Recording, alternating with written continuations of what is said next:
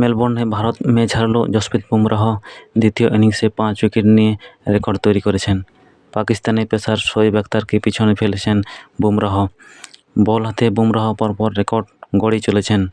মেলবোর্নে প্রথম ইনিংসে 4 উইকেট নেওয়ার পর দ্বিতীয় ইনিংসে 57 রান দিয়ে 5 উইকেট নিয়েছেন। টেস্টে এক ইনিংসে 13 বার 5 বা তার বেশি উইকেট নিয়েছেন বুমরাহ।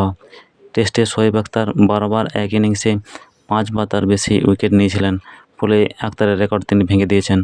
শুধুমাত্র আখতারই নন, একই সঙ্গে শ্রীলঙ্কার চামিন্ডা ভাস ও অস্ট্রেলিয়ার মিচেল জনসনের রেকর্ডও ভেঙে ফেলেছেন বুমরাহ। তারাও টেস্টে এক ইনিংসে 12 বার 5 বা তার বেশি উইকেট নিয়েছিলেন।